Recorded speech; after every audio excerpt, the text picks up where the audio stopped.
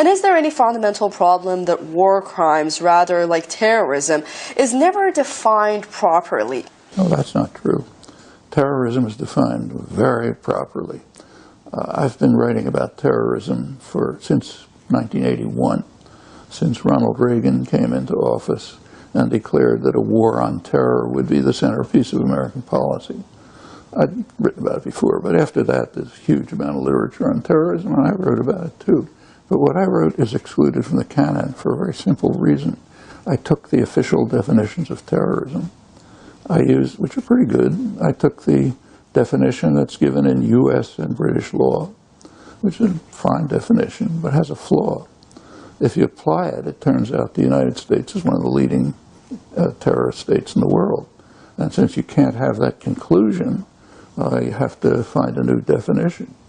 And for the last 30 years, there have been extensive efforts to find a definition of terrorism. There's academic conferences, scholarly works, and so on, and they're all based on what you just said. There's no good definition. Actually, there's no good definition that defines terrorism so that it includes what they do to us, but doesn't include what we do to them, which is usually much worse. And it is hard to get a definition with that property, but the definitions are fine. They're in the U.S. Code, in British law, they're endorsed by UN resolutions and so on. It's just that they're inapplicable, because if you apply them, you get the consequence I described. Is there any point in international law when countries like the United States, Israel, and the UK can just ignore it? It could change if popular movements within the powerful states compel the governments to stop being rogue states.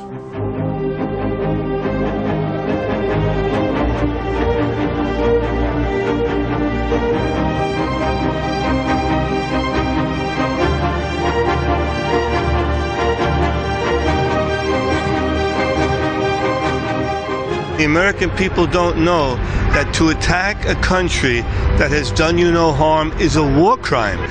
And even threatening Iran by Israel and the U.S. all the time is a violation of international law.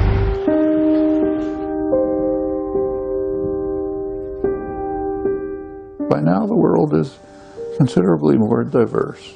The U.S. is still by far the most powerful state, but it can still and does pronounce the principles of 1945, but it's much harder to implement them, and often it can't. U.S. power has diminished increasingly in recent years. You could run through it, but it really starts in the late 40s. So one thing that can change is the international system. Another and major factor has to be internal to the aggressive states. With regard to Israel, it's a different issue. Israel can do just as much as the U.S. allows it to do. So if the U.S. were to withdraw participation in Israel's crimes, it would have to stop. Why does the United States avoid to be involved in the ICC? For the same reason, as I said, it's the only country to have rejected an International Court of Justice decision. It is above the law. It wants to be able to act freely. In fact, why is the U.S. so hostile to Iran?